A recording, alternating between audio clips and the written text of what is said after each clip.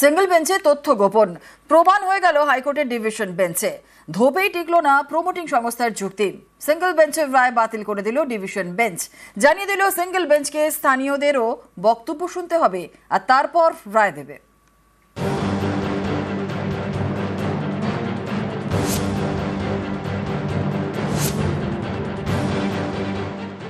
রাজারহাটে বিশাল জলাশয়, সেই জলাশয়ে ভরাট করে প্রমোটিং এর ছক। এর জল গড়ায় হাইকোর্টে। তথ্য গোপন করে সিঙ্গেল বেঞ্চে মামলা করে প্রমোটিং সংস্থা। সিঙ্গেল বেঞ্চ নির্দেশ দেয় জলাশয় ভরাটের জন্য সংশ্লিষ্ট সংস্থাকে নিরাপত্তা দেবে পুলিশ। এর বিরুদ্ধে ডিভিশন বেঞ্চে মামলা করেন স্থানীয়রা। সেই মামলা শুনানি শেষে সোমবার সিঙ্গেল বেঞ্চের রায় বাতিল করে দিল বিচারপতি তপব্রত চক্রবর্তী এবং বিচারপতি ঋতব্রত কুমার মিত্রর ডিভিশন বেঞ্চ।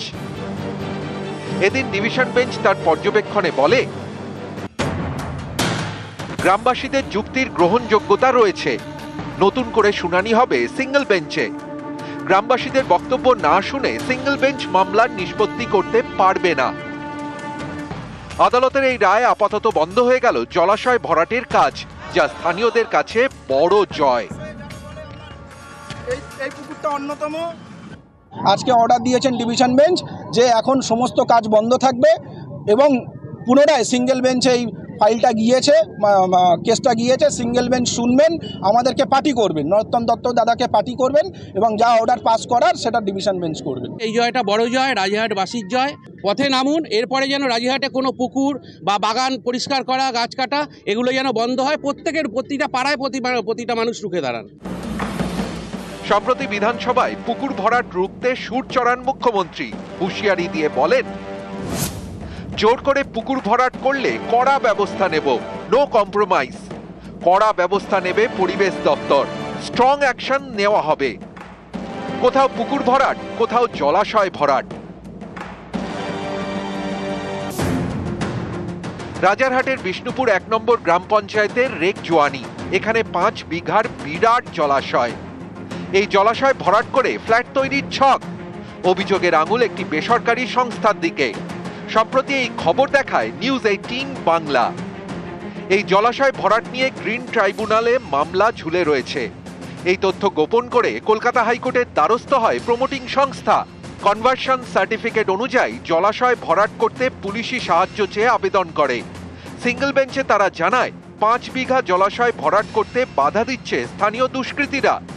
এরপরই পুলিশি নিরাপত্তায় জলাশয় ভরাটের নির্দেশ দেয় হাইকোর্ট। কিন্তু এ নিয়ে যে পরিবেশ আদালতে মামলা ঝুলে রয়েছে, সেটা সিঙ্গেল বেঞ্চে চেপে যায় প্রমোটিং সংস্থা। এই তথ্য গোপনের অভিযোগই ধরা পড়ে গেল ডিভিশন বেঞ্চে।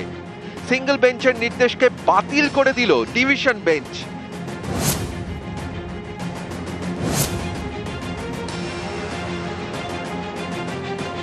নিউজ 18 বাংলা। কাকদ্বীপে গরিবদের পাশে পঞ্চায়েত, প্রতি মাসে 500 টাকা করে দিয়ে সাহায্য। গ্রামের 50 জন হতদরিদ্রকে চিহ্নিত করে প্রতি মাসে তাঁদের টাকা দেয় ঋষি বঙ্কিমচন্দ্র পঞ্চায়েত।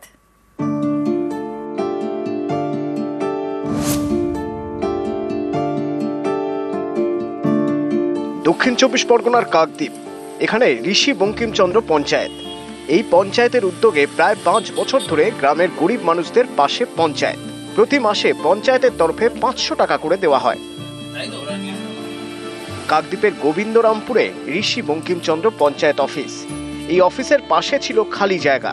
কয়েক বছর আগে সেখানে বাড়ি তৈরি করে পঞ্চায়েত। ভাড়া দেয় একটি রাষ্ট্রায়ত্ত ব্যাংককে। সেই ভাড়ার টাকা থেকে গ্রামের হতদরিদ্রদের প্রতি মাসে 500 টাকা করে দেয় পঞ্চায়েত। প্রতি মাসে 50 জনকে 500 টাকা করে দেয় পঞ্চায়েত। সেরকমই একজন বছর 96 এর প্রমীলা দাস। 500 টাকা দেয় অঞ্চল থেকে। আচ্ছা, কতটা সুবিধা হয় আপনার? ভালো। ওষুধপত্র কেনা হয় তো? হ্যাঁ, আর জমি নেই, জায়গা নেই, কিছু নেই। টাকাটা কে আনে? আমার এই বৌমা। পঞ্চায়েত প্রধানের বক্তব্য, নানা কারণে অনেক গরিব গ্রামবাসী সরকারি ভাতা পান না। অনেকের আবার ভাতা পেতে দেরি হয়, তাই মাসে 500 টাকা দিয়ে তাদের পাশে দাঁড়ায় পঞ্চায়েত।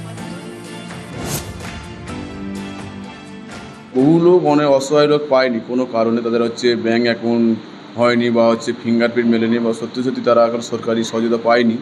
সেক্ষেত্রে আমরা আমাদের পঞ্চায়েতের জায়গায় পঞ্চায়েতের পয়সা থেকে আমরা বিল্ডিং করছি, বিল্ডিং থেকে আমরা 22,764 টাকা করে প্রতি মাসে পাই।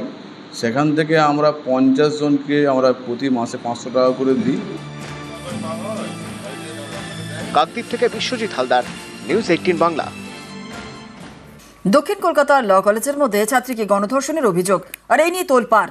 এই পরিস্থিতিতে কর্তৃপক্ষ জানিয়ে দিল সাউথ ক্যালকাটা ল কলেজ অনির্দিষ্টকালের জন্য বন্ধ। আর এই কলেজের পরিবেশ পঠন পাঠন নিয়ে পড়ুয়াদের ভুরি ভুরি অভিযোগ, এর তালিকাও তারা তৈরি করে ফেলেছেন। সাংবাদিক বৈঠক করে পড়ুয়ারা জানিয়েছেন উপাচার্যকে সমস্ত অভিযোগ তাঁরা জানাবেন।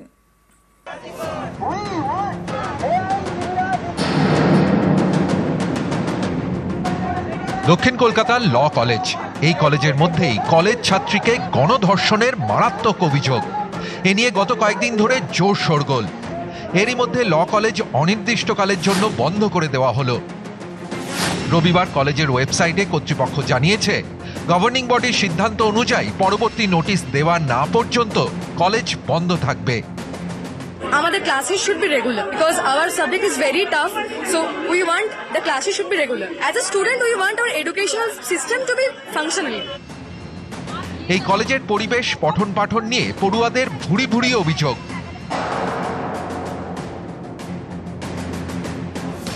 সোমবার সাউথ ক্যালকাটা ল কলেজের গেটের বাইরে বিক্ষোভ দেখান কলেজের পড়ুয়ারা। সাংবাদিক বৈঠক করে সুর চড়ান। পড়ুয়াদের দাবি, কলেজ ক্যাম্পাসকে রাজনীতি মুক্ত রাখতে হবে। ক্যাম্পাসকে বাইরের রাজনৈতিক চাপ থেকে কলেজকে মুক্ত করতে হবে। কলেজে ছাত্র নির্বাচন করাতে হবে। কলেজে পড়ুয়াদের নিরাপত্তা নিশ্চিত করতে নতুন কমিটি তৈরি করতে হবে। পড়ুয়াদের অভিযোগ খতিয়ে দেখার কমিটিকে সক্রিয় করতে হবে। সিসি ক্যামেরার নজরদারি বাড়াতে হবে।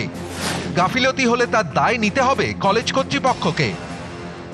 এই ঘটনাটা ঘটেছে, সেই ঘটনাটা সিঙ্গেল হ্যান্ডেডলি নিরাপত্তার অভাব বোধ করানোর জন্য যথেষ্ট।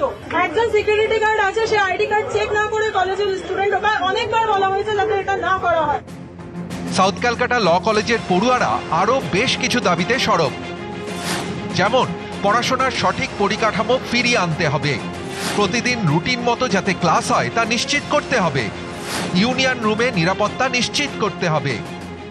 ইউনিয়ন রুম অ্যাক্সেস বা যেটা কমন রুম অ্যাক্সেস, সেই অ্যাক্সেসটা একটু ঠিকঠাক ভাবে করতে হবে যাতে পলিটিক্যাল গ্রুপসগুলো ওখানে বা যে কোনো পলিটিক্যাল ভাবে ওখানে কোনো অ্যাক্সেস আর না হয়। ডেমোক্রেটিক আর পলিটিক্যাল স্টুডেন্ট কাউন্সিল গঠন করারও একটা দাবি আমরা রাখছি, যেটা মেনলি এই কলেজের সমস্যা।